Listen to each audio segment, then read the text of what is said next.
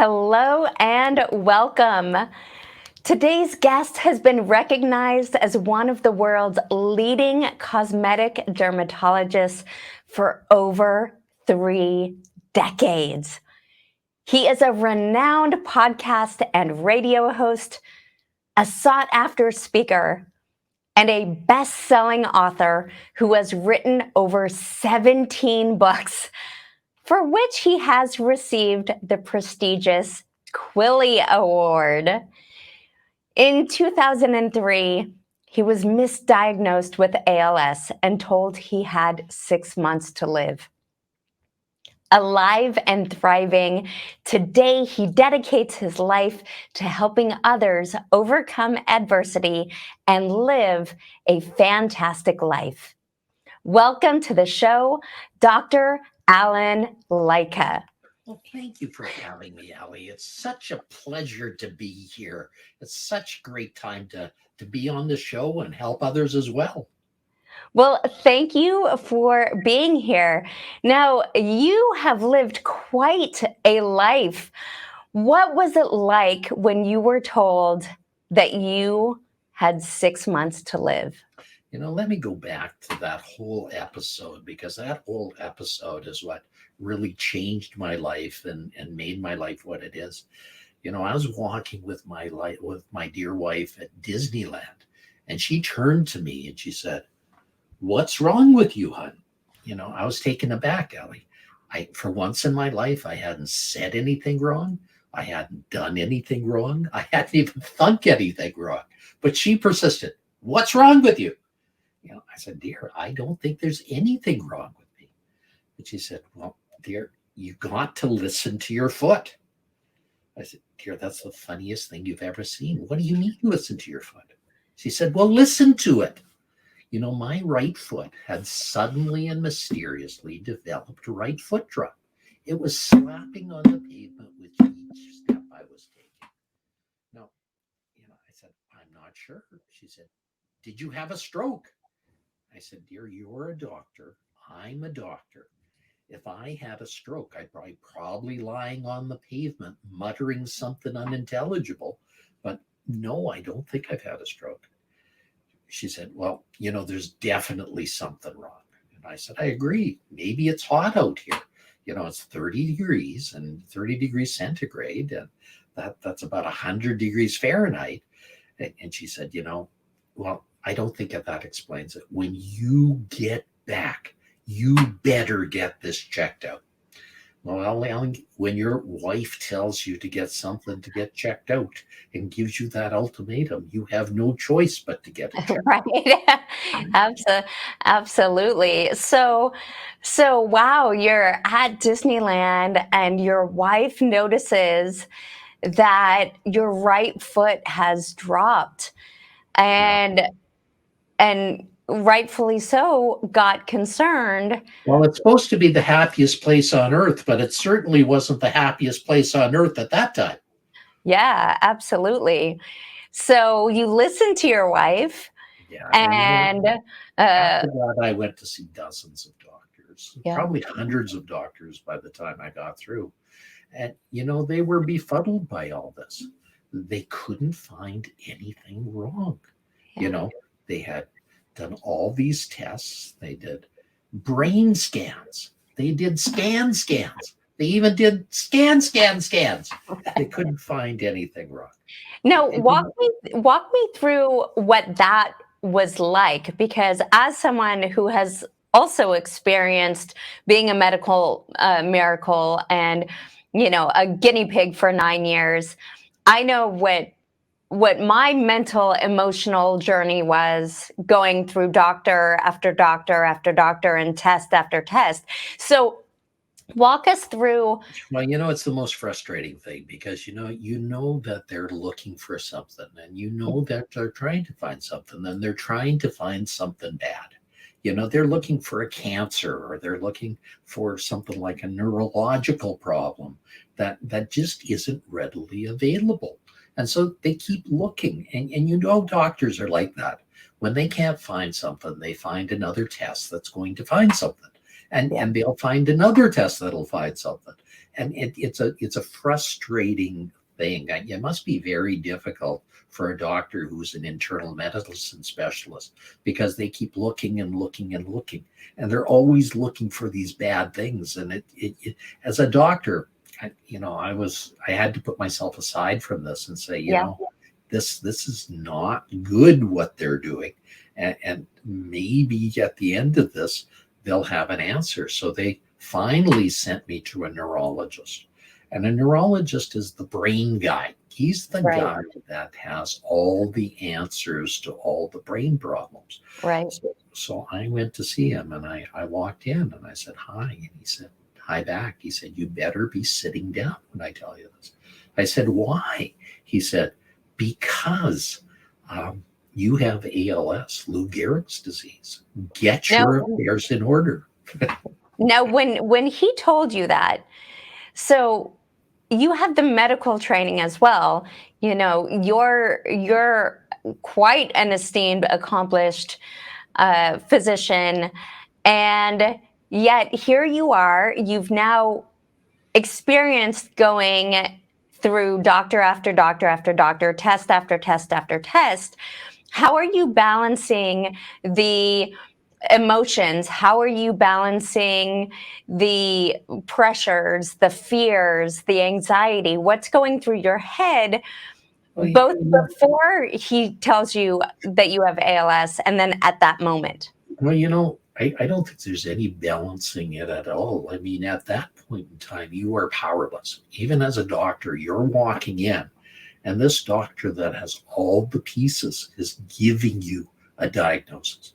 And so I asked him, "Is there a way to prove this diagnosis?" He said, "Of course, on autopsy." And that, of course, is a no go. You're So I shoot back at him. I'm not going to die to prove you wrong. There's yes, just no way I'm going to go through this. But Ellie, when you go through this, you go through the phases of death and dying. And, yeah, and I know you went through them as well when you went through those yeah, tremendous 9 years, when you went through that terrible time in your life. And one of the first emotions you get is anger, yeah, really anger. You are so angry at the world, you could bite the head off nails. The whole world is angry. And the only good thing about anger is it drives you forward. You're not incapacitated. At least when you're angry, you're doing something. So you're angry, you're mad at everything, you're spitting, you're angry, and everything else. But that's a very primary emotion that you go through. Another basic emotion you go through is bargaining. "Oh God, please don't let this happen. I will do anything if you don't let this happen. I'll go to church every Sunday. I'll say my prayers." That's another thing. You go through a stage of denial. And I'm sure you went through the stage of denial too, that you say, "No, there's really nothing wrong. I'm really healthy. I can do anything." And so I'd work 12, I'd work 18 hours a day. I'd really drive myself through all this. But my right leg wasn't working right. And through all this, my right arm started not working right either. And it just wasn't able to hold the surgical instruments that I was able to. But Ellie, I was talented. So I learned how to do everything with my left hand. And my left hand became as good as my right hand. So I became a one-handed surgeon. I could do everything with my left hand. And so I was able to carry on. But then comes a very, very ugly state called depression. Were you ever depressed through the states that you went through? I was only very, very briefly. For me, I held on to anger and I used that as fuel. And then instead of falling into depression, I went the other way where I reverted to that petulant, determined child that was like, no, you're not going to win. I'm not succumbing. I don't, la, la, la, I can't hear you. I'm not listening to you. You are not the boss of me. And so I kind of went into that mode and used that as a driver. But These are all phases that people yeah, go through. And I think Elizabeth Kubler-Ross called these stages that people go through. But I don't think these are stages. I think you flip through these. Your brain goes into one and then goes into another and then goes into another. And they happen all going on at the same time. yeah, But the worst one, the one that incapacitates you, is depression. And there's so many people that go through that depression stage where everything's black, where you can't sleep, you cannot eat, the world is black. People contemplate suicide in this, and because there's no way out of this depression. And I think I even considered that for a while. And I went to my wife and I said, dear, what should I do? She said, you're smart. You can figure it out, she said.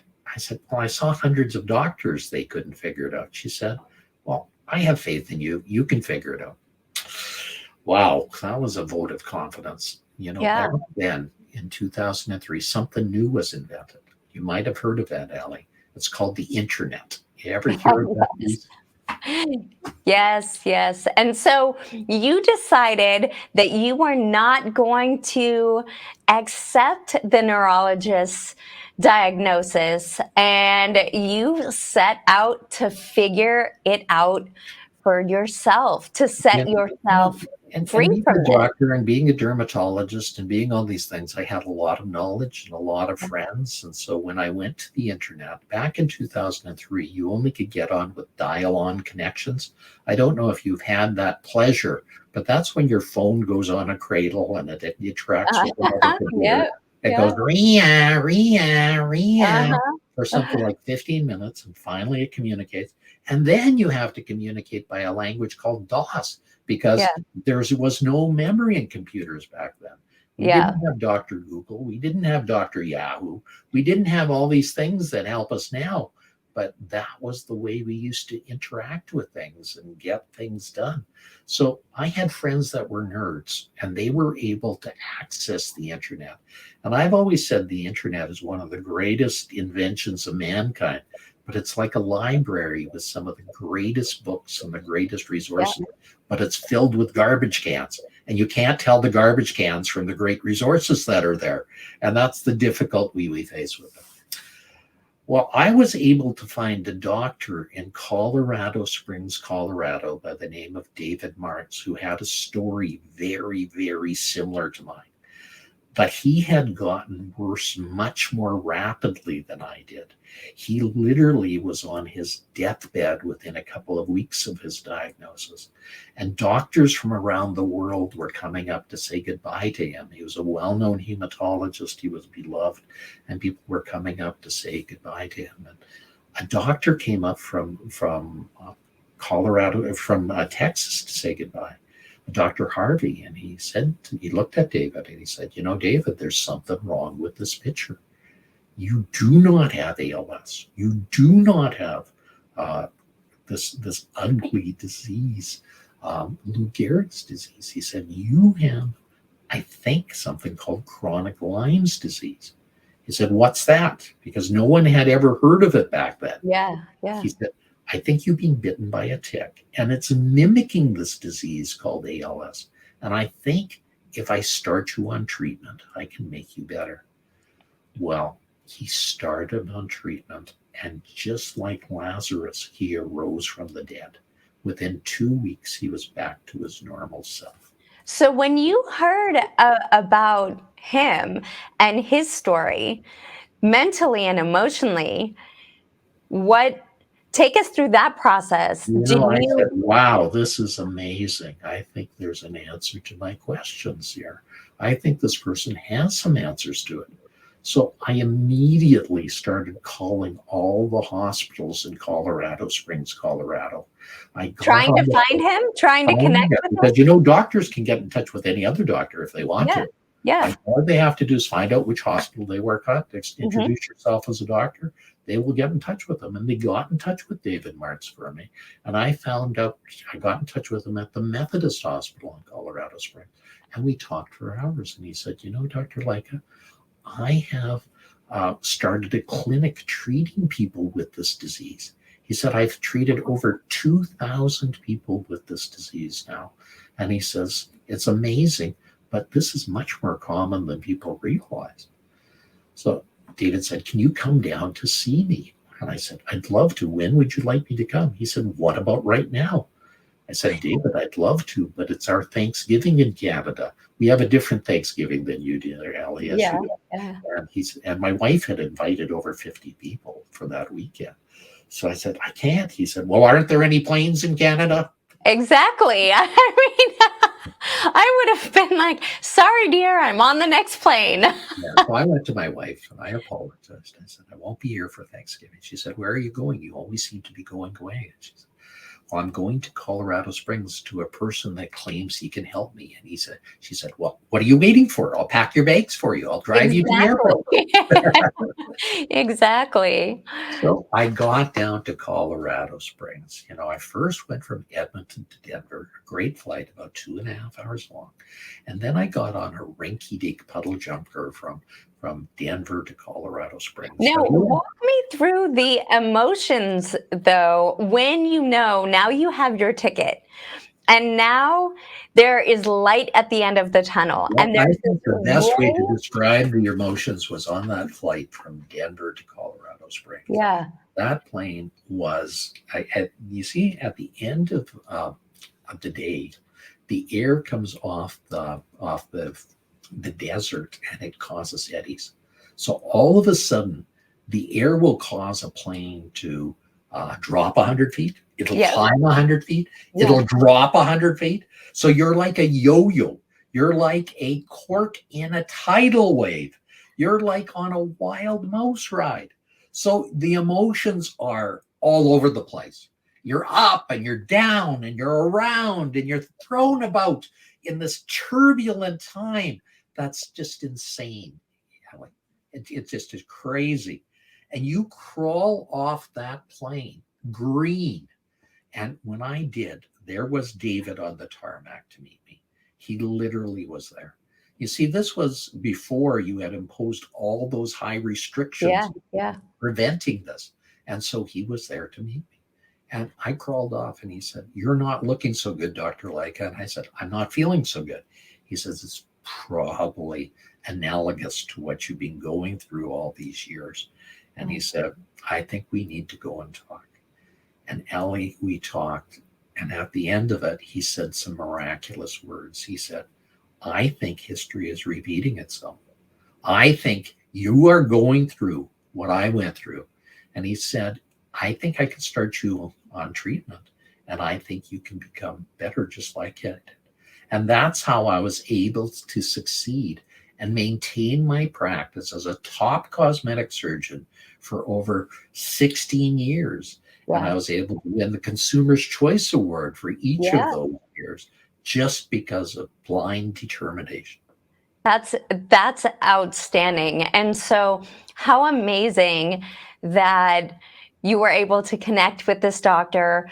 And obviously, here we are many, many years later, and you now have pivoted and you're helping people to live fantastic lives. You've taken everything from your journey and are now using it to help people. Well, so the story goes on from there, after I want to know, what did you learn from all of these experiences? So the experience along the way is, when you go through something so devastating like this, just like you did, you decide what life you're going to live. You decide what you're going to do to really make life different.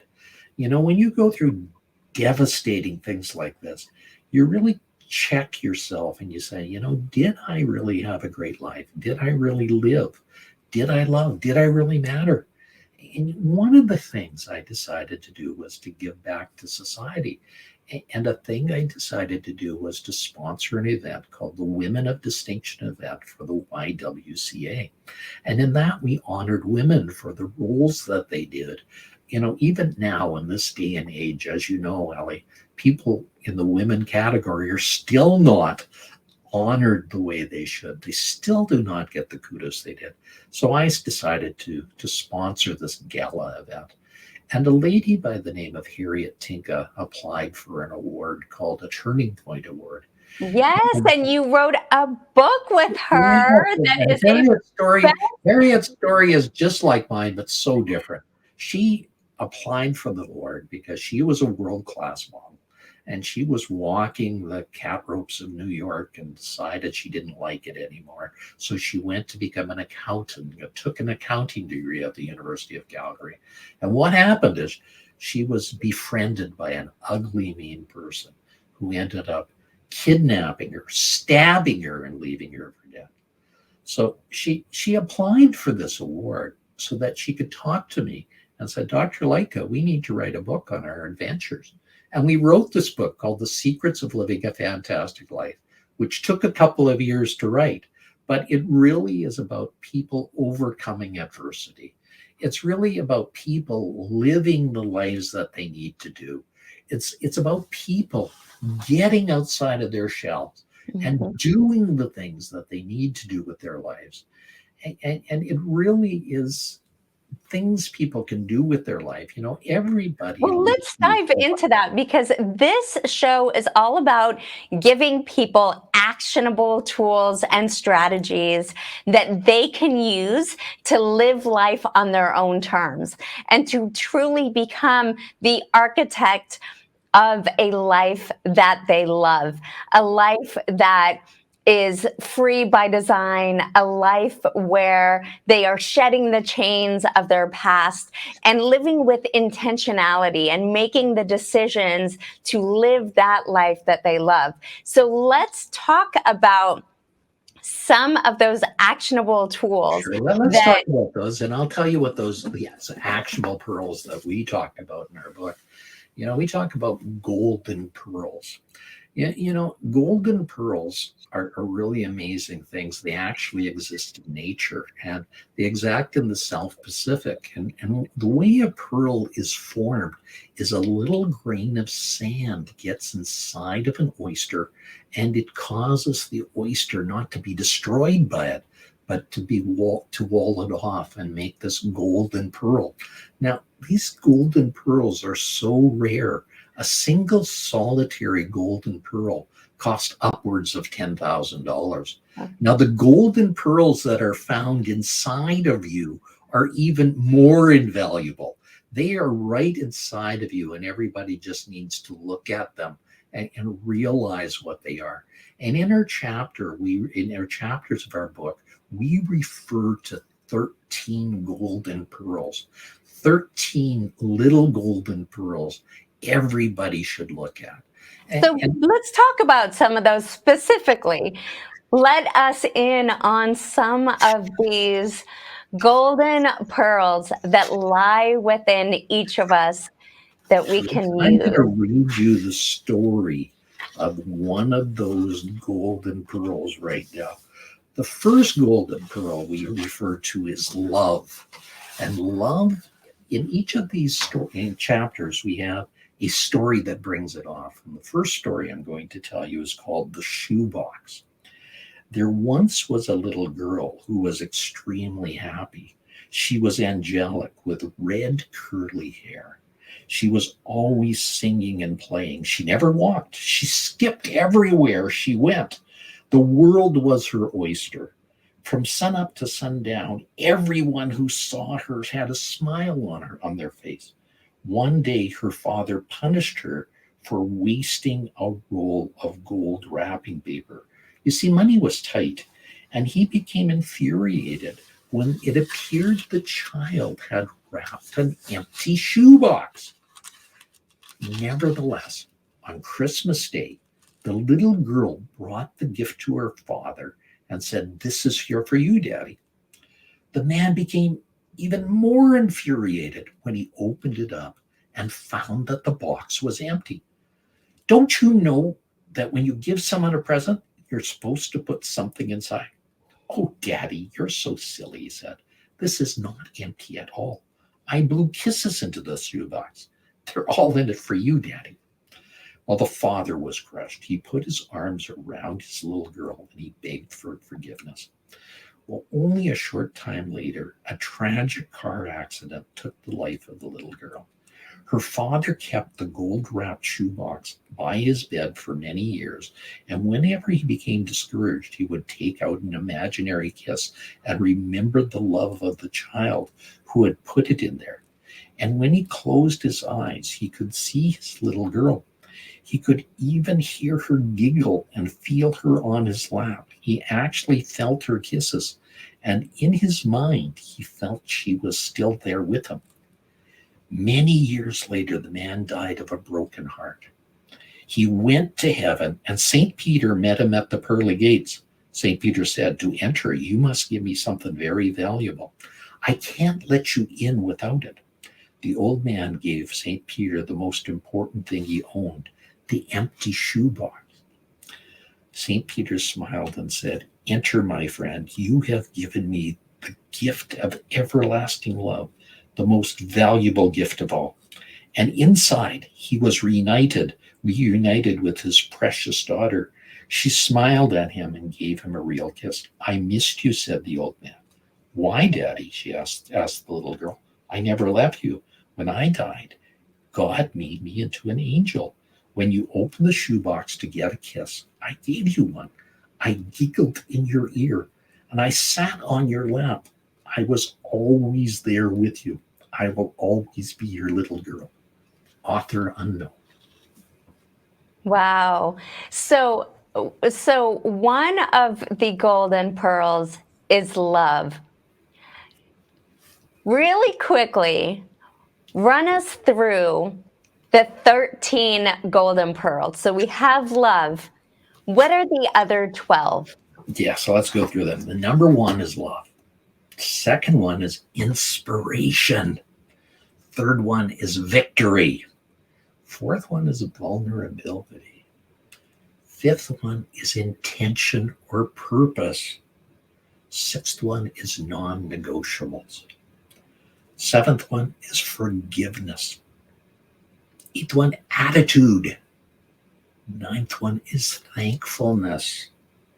10th one is tenacity. 11th one is laughter. 12th is enthusiasm. And 13th is empowerment. Wow, those are definitely golden pearls. All 13 of those are really important to creating a life that you love or to living a fantastic life. So you have overcome a lot in your journey, and you have these 13 golden pearls. Besides the golden pearls, what would you say has been the single most powerful resource, tool, or strategy that you personally have used to move from this misdiagnosis of ALS into this full aligned fantastic life that you love? I think it's a statement that was made by a sophist over 2,000 years ago. His name was Epictetus. And he said, "It's not what happens to you, it's what you do with what happens." And I think that single solitary statement drives me through every day. And I think that's what basically can take anybody from where they're at to where they're going to be. Just to embrace that philosophy. Remember, it's not what happens to you, it's what you do with what happens. That's so true. Perspective, meaning, right? Change your story, change your life. Using empowering language, assigning empowering meanings to the events and circumstances that you are experiencing, because obviously you don't have control over the external. You don't have control over the events and circumstances that happen, but you do absolutely have control over the perspective you hold about that, or the meaning you give to it. And to your point, Dr. Lycka, you have control with what you do with what happens to you. To what you have control over the actions that you take. So, what is the most powerful tool that you have used for your mindset to be able to then control what you do with what happens to you? I think it best is said by a little story that, again, is in one of my chapters. See, there was a carpenter by the name of Fred, and he was tired after working for one company all the days of his life. He was tired, so he went to his boss and said, "Boss, I'm done. I can't do this anymore." The boss was taken aback because Fred had helped him build every house in the company that he'd built. He said, Fred, could you please do one more thing before you leave?" Well, Fred said, "Of course, I've loved it here. This is the only job I've ever had, and I'd love to help you with whatever you'd like." And the boss said, "Just build me one more house. You're the only person that can do it. You're my master carpenter." Fred begrudgingly said yes, but his heart was not into it. And he dragged his ass to work and basically got the job done. But at the end of it, a miracle happened. The house passed inspection. So he went back to the boss and said, "Boss, I'm done. Here's the keys to that last house." The boss said, "Hold it, Fred. We're going to have a big party." So he gathered everybody in the office. They popped the champagne, they had the caviar, and they had a great party. And at the end of it, the boss said, "Gather around, everybody. I have something to say. Everybody, this is Fred's last day. I'm going to be very sad, but he's going to be very happy because he's retiring. And Fred, I've got a gift for you. Here's the keys to the last house you ever built. Enjoy it with all the enthusiasm you've given me all the years of your life." Wow. Wow. That What a great story. Now, you mentor a lot of people. You help so many people.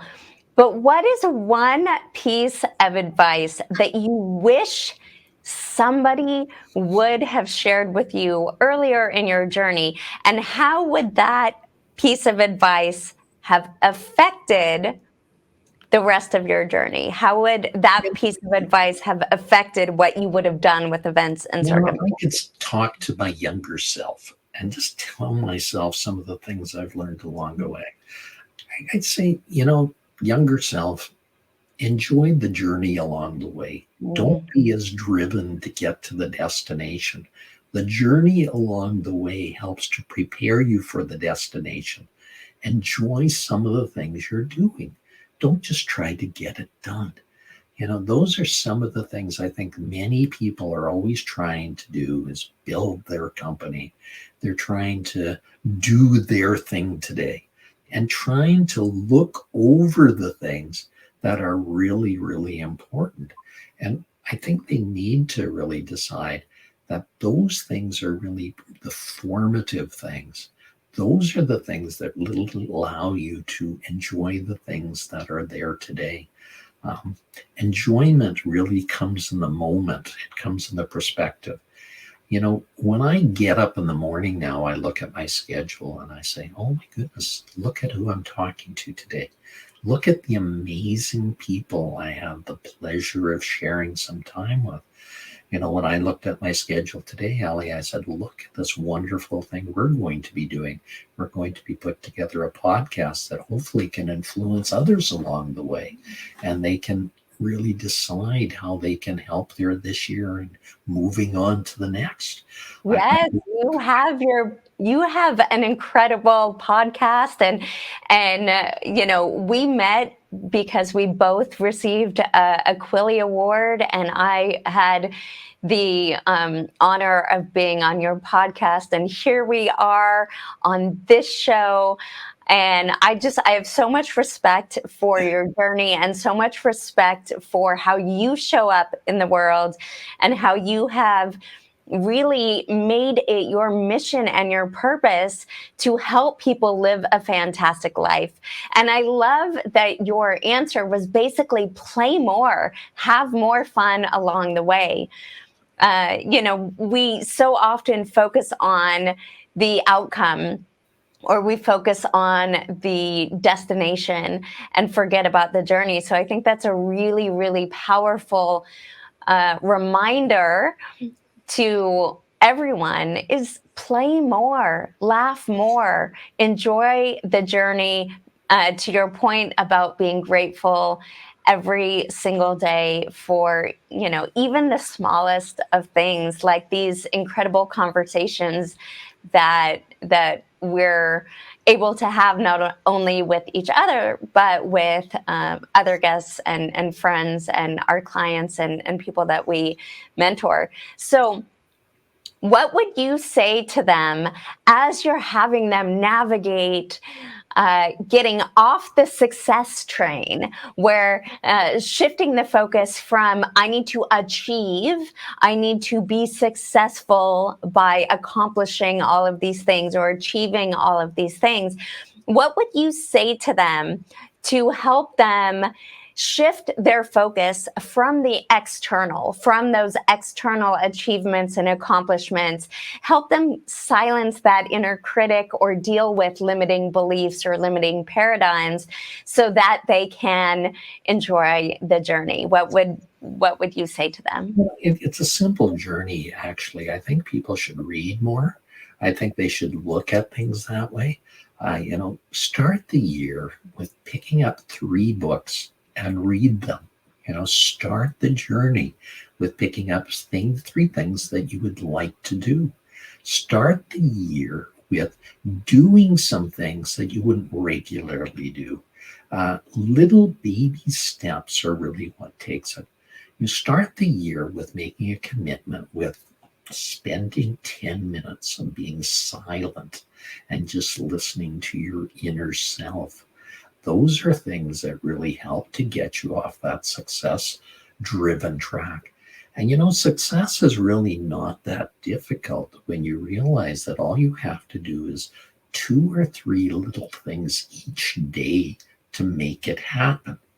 And that really is what determines a lot of our successes along the way.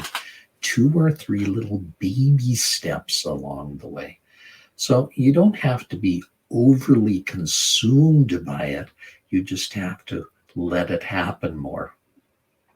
Yeah, it's the old adage, right? How do you eat an elephant?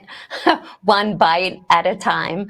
So I love that. I love one step at a time, progress over perfection, because there's no such thing. Just doing 2 or 3 smaller things every day to move the needle so that you're continually making progress. And while you're moving the needle, to really enjoying the journey, to being present in that journey. Now, self-care is critical. You know this throughout your own, you know it as a physician, you know it throughout your own journey, and you know it when you are helping people to really create that fantastic life, that joyful life, the life that they love. So what is your self-care practice, and how do you ensure that it remains a priority? I think the easiest way to start a self-care practice, and one of the things I do, is I concentrate on being grateful. I concentrate on being on the gratitude that I have. I wasn't supposed to be here in 2003. And so it's easy for me to look at things and look at things at how I do things and say, wow, no matter what, I'm very grateful for all this extra time that I've been given and this time to help others to move forward and help them with their perspective of things. And that's where I think that gratefulness is a very important part of people's planning and moving forward with that. Without that gratefulness, I don't think there's really a good perspective for people to move forward with. Absolutely. Absolutely. Wow. Gratitude, I think, for me, is the single most important thing, to be grateful for every breath that you take, for every moment that you have, and for all of the experiences, the people that you meet, the experiences that you get to have. So, as we start to wrap up, Dr. Lycka, if you had to sum up your life, your journey, in a few sentences, what would that be? I think the one sentence is again the statement of Epictetus, where he stated, "It's not what happens to you, it's what you do with what happens." Remember, if you're given lemons, you could make lemonade. You don't have to concentrate on the fact that you've been given lemons. Remember that it's the little baby steps you take to make things happen. There will be failures along the way. In fact, many of the things I became greatest at were some of my biggest failures. I had to apply to get into dermatology schools many, many times in order to be successful at it. I remember once my mother in law saying, "When is he going to give up this foolish goal that he has?" But we proceeded, and I was able to get a great internship, a great residency. I was able to be successful at that. You know, when I found that my right arm wasn't working right, or my right leg wasn't working right, I was able to overcome that. And even without that, I'm still grateful that I have a great left arm, a great left leg, a great brain that helps me to overcome my obstacles in my given day. And it really is not a challenge, but a joy to succeed forward each and every day. And what would you like to be remembered for, with all the things that you've done and all the things you continue to do and all of the accolades that you have and all of the contributions that you have already made in this world? What would you say is your legacy? I think my legacy is helping others, doing the greatest that they can do with their lives, Mhm. that helping others move forward with their lives. That would be the greatest legacy I have. As I said, some of my greatest achievements are the children and grandchildren I have. So those are some of my greatest achievements. And I think some of the people I've helped along the way and mentored and taught along the way are some of the greatest achievements I've had. So I look forward to helping people in their regular day and helping them in any way I can. If people would like a professional speaker on their stage, I would love to help them either in presence or virtually. People would love me to be on their podcast. I'd love to help them with things. So I think those are the ways I can help in moving this world forward and helping this world get out of the funk it's in. Yeah. Now, you mentioned your children and your grandchildren and and them being such a critical part of your legacy. Let's fast forward to you're at the end of your life. You have moments left to live. What is the message that you are leaving, not only the world, but your children and your grandchildren? Well, I think the message is one I've already stated. It's not what happens to you, it's what you do with what happens. And that is the message I'd like everybody to take forward and move with that. That was the message they should embody in themselves. Well, thank you so much for spending this time and for sharing your story with us and your message and your mission. It is certainly a powerful one. I know my top takeaways from this incredible conversation that we've had are really to enjoy the journey, to have more fun, to play more, to live in gratitude, to do a couple of things every day to move the needle, and to embrace that no matter what happens to you, it's not what happens to you, it's what you do with what happens to you. And you are in control of creating a fabulous life. You are in control of creating a life that is free by design, and you are not what's happened to you. You are not your events and circumstances. You are a miracle. And Dr. Lycka, you are a miracle.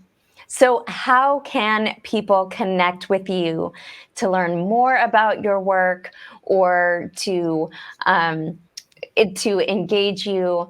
How can people find you? The best way is to go to my website, Dr. Allen, Lycka.com. And if they would like a free copy of my book, they can get a digital copy at 1313GP Golden Pearls Now.ca. 13GPNow.ca. Enjoy. Amazing. Thank you so much for spending this time.